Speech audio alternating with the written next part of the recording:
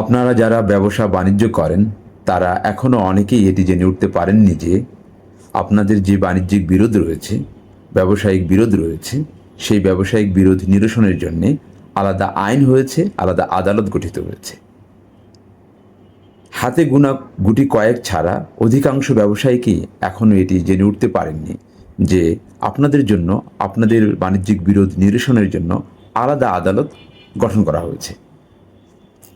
এই আদালত গঠন করার আগে আপনারা আপনাদের এই বাণিজ্যিক বিরোধ নিয়ে দেওয়ানি আদালতে আসতেন, দীর্ঘসূত্রিতা হতো, ত্যক্ত বিরক্ত হতেন, ক্ষতির সম্মুখীন হতেন, আদালত থেকে মুখ ফিরিয়ে নিতেন। এই ছিল চিত্র। এই আদালত গঠিত হওয়ার পরে, বাণিজ্যিক আদালত গঠিত হওয়ার পরে এখন মাত্র 90 দিনের মধ্যে এই বাণিজ্যিক বিরোধ নিরসনের বিধান করা হয়েছে।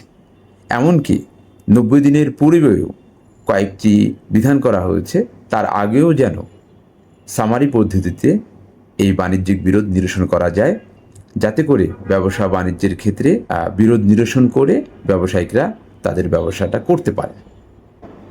এই বাণিজ্যিক আদালতে সকল ধরনের বাণিজ্যিক বিরোধ নিষ্পত্তির বিধান করা হয়েছে। আমি আপনাদেরকে একটি করে প্রত্যেকটি বাণিজ্যিক বিরোধ আপনাদেরকে জানিয়ে দেওয়ার উদ্যোগ গ্রহণ করেছি।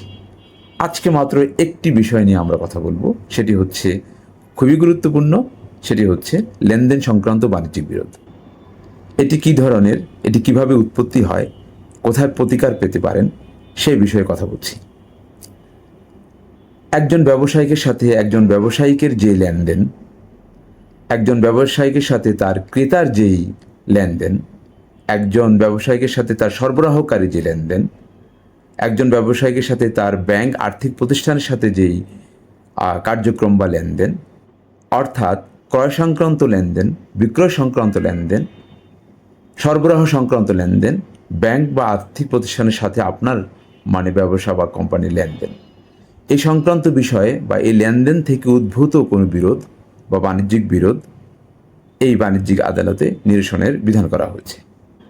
যে ব্যাংক বা আর্থিক প্রতিষ্ঠানের সাথে একজন ব্যবসায়িকের কী লেনদেন, সেটি হচ্ছে যে ব্যাংক গ্যারান্টি আছে, পারফরমেন্স বন্ড আছে, LC, back to back LC, bill, invoice, চালান, রসিদ ইত্যাদি অনেক ধরনের ডকুমেন্টের মাধ্যমে লেনদেন আছে।